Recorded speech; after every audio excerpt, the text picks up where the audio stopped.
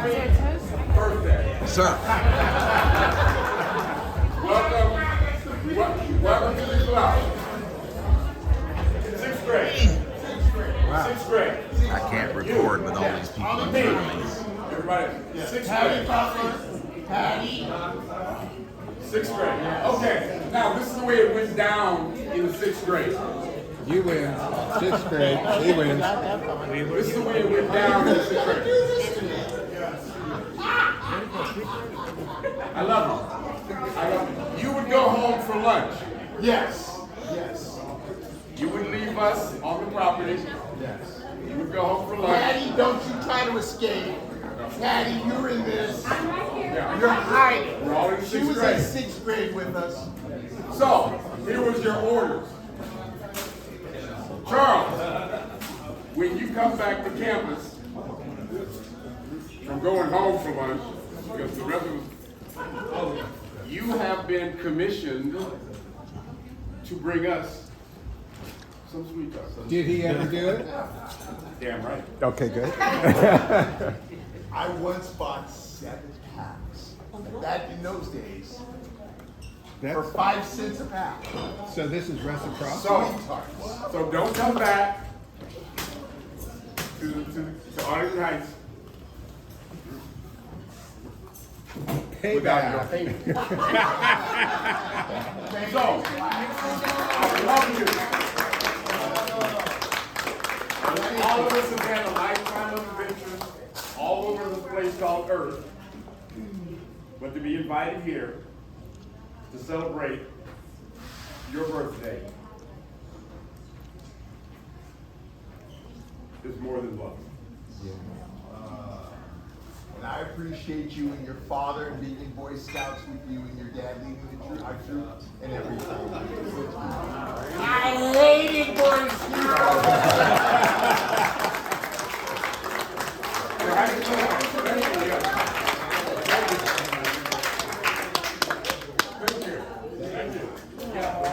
Any other story? Somebody's got to get on, get Don't forget to share that stuff. Robert, tell another story. Another story. Yeah. You want to ask her that? Faith. Thank you. Thank you. Megan. James. Yes. When we yes. 7th grade. I used to beat him to death. Tom Camarella was here 10 years ago when I celebrated. Would somebody record me what I'm about to do? Thank you. Okay. Well, I have a story to tell. But I didn't have the privilege of going to school with this one because I was in Dade City, Florida. But I met Charles because we were both Democrats. Stonewall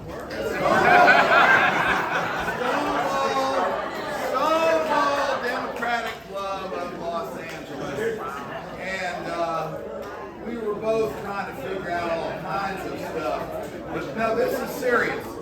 One of the most significant things he said to me about 1985, after we were both tired of being eaten alive by the shark pool that was the gay political community at the time, was he said, I'm done with these folks. I'm going back to my community where I can make a difference. And he did, by the way. And one of the most important things you said that I still remember was when the whole Rodney King thing went down, the ACLU had this big deal, you know, we all got to get together and oppose this, and, you know, all the usual white liberal West Side breastfeeding that evaporates in about 20 seconds, but they all feel better, right? And he shows up, and as usual, tells it like it is. And I've never forgotten this. He said, y'all don't get it. A black person wakes up in the morning, looks in the mirror, and sees a life sentence.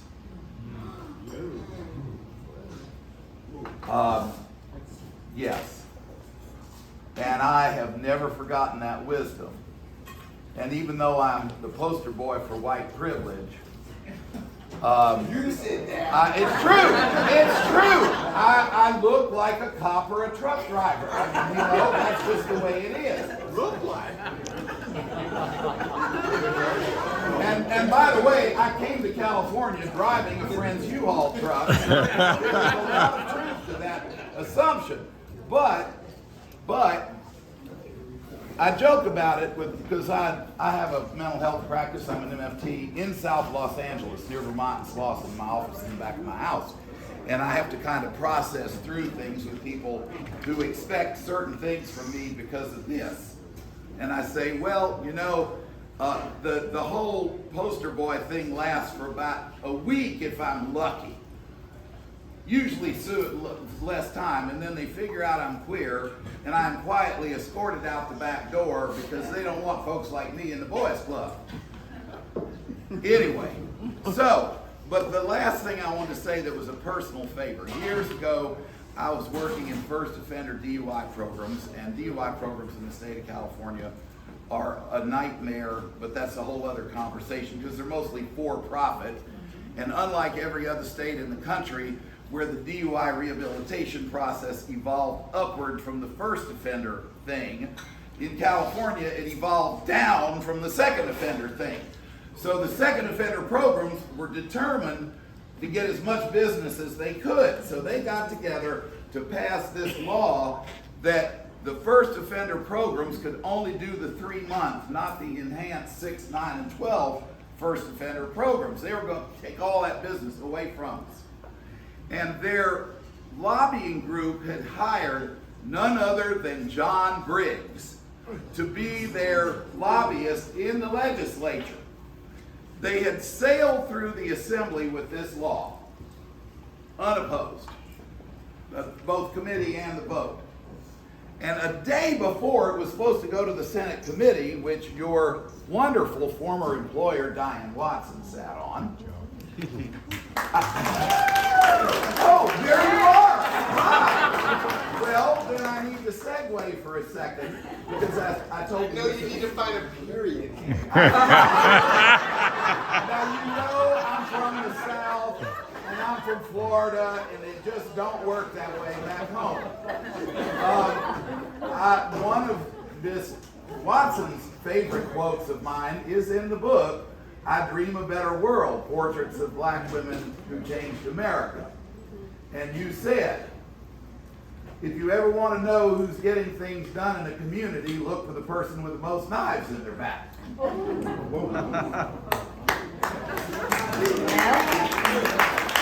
Well, back to almost wrapping up the story. Yes, almost. Your battery's Listen, running down. You couldn't get anybody to do this. I mean, I waited about, Anyway, I called him up and left a message on his answering machine and said, help. Senator Watson is on the committee, that has to hear this thing. And they're basically trying to cut out us folks who were mostly nonprofits, minority communities like the Gay and Lesbian Center. I was working for Korean Community Services in Orange County, etc. And I need somebody's ear on this thing to kill this thing in committee. Now, busy as you are, you never did call me back, but I know you did something because I was afraid I'd never get off the phone. Get over it, Charles. Happy birthday to you. Happy birthday, dear Charlie. Happy birthday to you. And with that, I need 1 more minute to wrap up. Anyway, Senator Watson asked the pertinent question that stopped this thing in its tracks. It died in committee, and as I was walking out the door, good old Senator John Briggs muttered under his breath, "Who the hell is that asshole Ed Garrett, and where did he come from?" And I said, "Harvey, 1 for you." We've known each other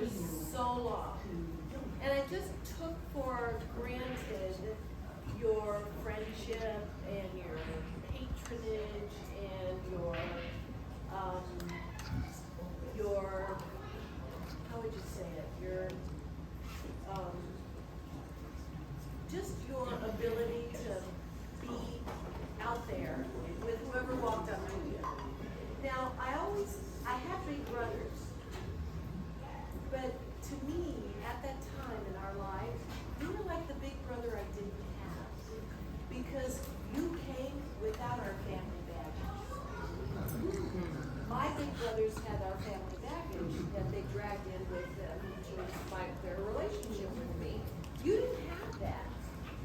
And so I really appreciated the fact that you could see me for who I was at the time, even though I didn't know who I was. I felt like there was someone who was authentic and let me be authentic in the moment. And so I really just want to say thank you, and I'm full grace because of it. And I really appreciate that you had me here tonight because I absolutely adore you. So cheers.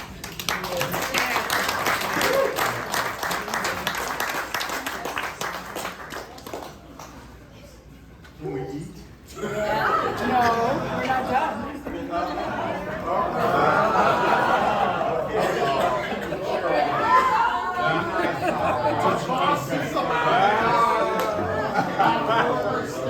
So the first day I met Charles, I'd been hired by Senator, as Charles nicely referred to her. And Charles had taken up space, I think, in the outer office.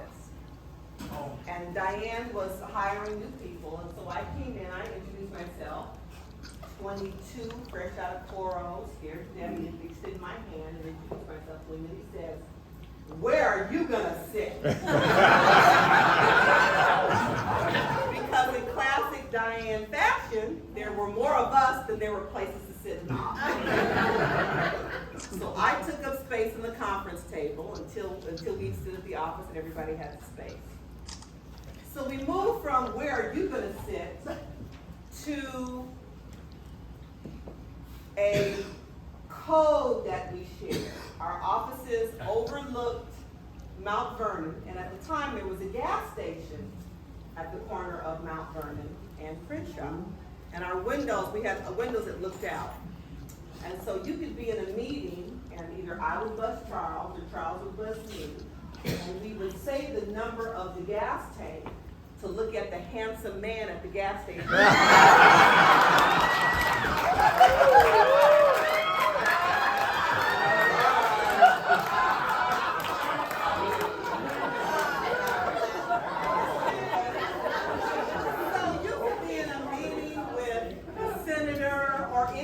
And your intercom was ringing, you'd say, "Excuse me one moment." You answer the phone. 6. Okay, the phone and look out the window.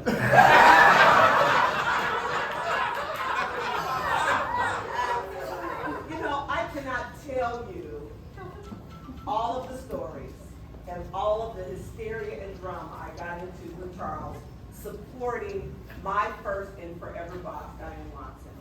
Up to and including the time she looks out and sees some kids tagging a bus and runs out there. And Charles and I look at each other like, I guess we gotta go with her. And the senator is out there chastising these kids who were riding on the front bumper of the buses, holding on to the windshield wipers. And so we knew one slip, there'd be a press conference, and buses would be held accountable, but the kids were riding on the front of the bus. So the senator is out there doing what the senator does, chastising these kids, and Charles and I are standing behind her like, you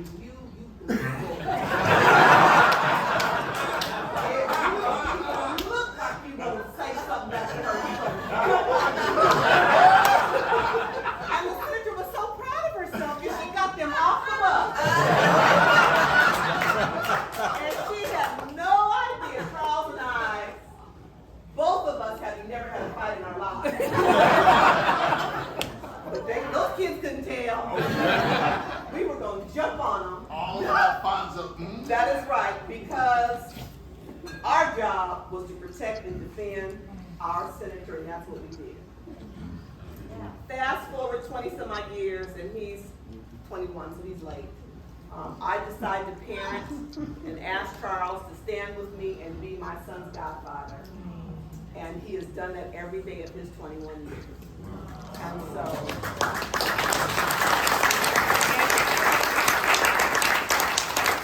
he took him on his first camping trip where he lost him repeatedly.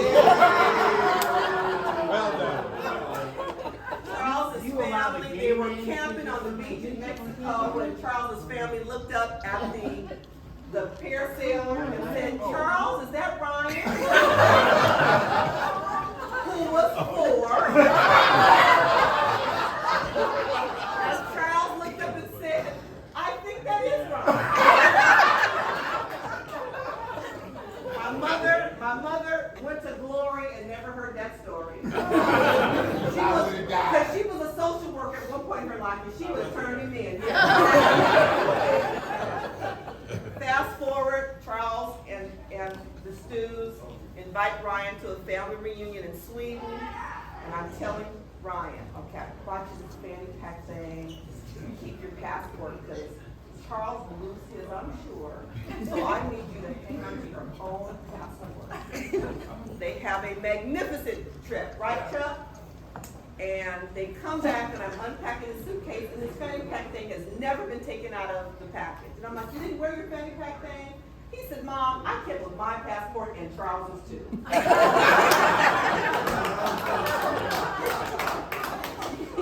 So, last time I was in this room was for the 60th birthday, and we danced and partied like it was 1999. You have meant so much to me in my life. Much more personally, I gotta say, than professionally.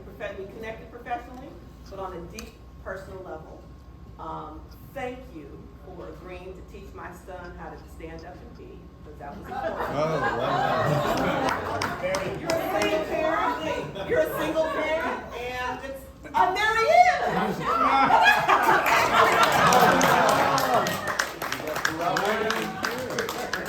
And so, from our family, thank you for being you.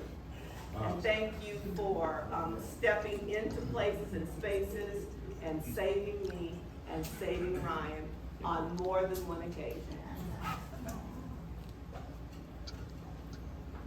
Say something, man. I'm sorry, I was at work.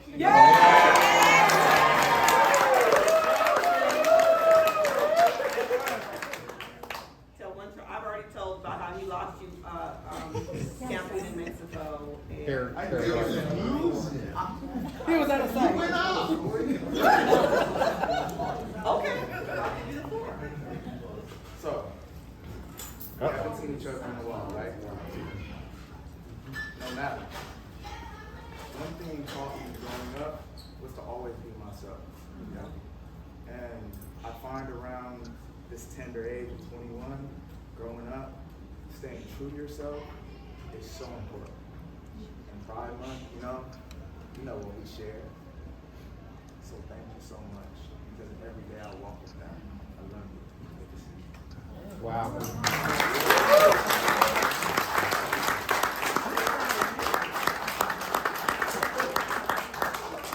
Natalie Lawrence. Because I remember that push button phone in the office. It was hysterical to everyone because Aunt Diane they would say, "Senator, there's a call on line 4.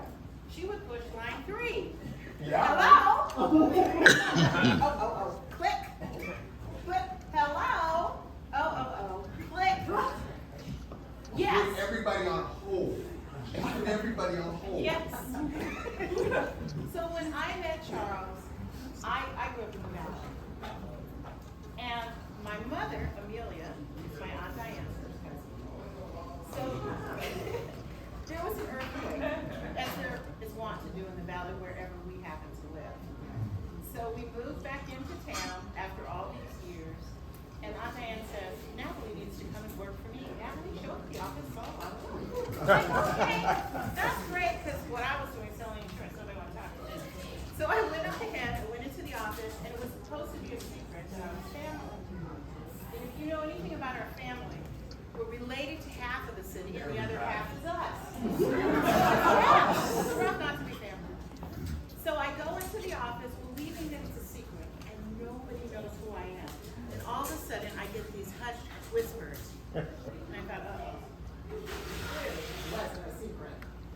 So I go ahead, I get to be friends, and then this tall man comes out of the office. "Hello, I'm Charles." I was like, I met him, and I was really quiet. I was always kind of shy. Yes. You should hear Uncle Charles. Uncle Charles will say, he looked at me when I was 19 years old, I was talking, he goes, I never thought you'd say that. I know that. So, there's some things I really want to say thank you for. You taught me about my family. You taught me about people.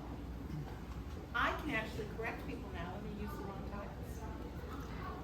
I'm so proud of myself.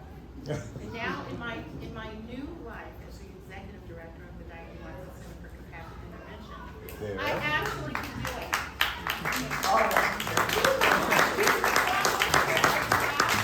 Thank you. I'm going to share this last thing with you.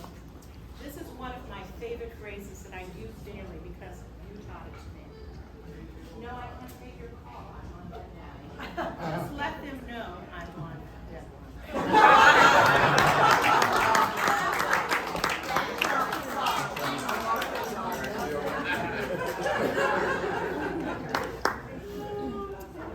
One last story. My name is Darius. Nice to meet you, Mr. Charles. Happy birthday. I am assistant chef to Chef Evie. We are happy to be here with you guys in this lovely celebration. We're looking forward to your food. My story is that the food is ready.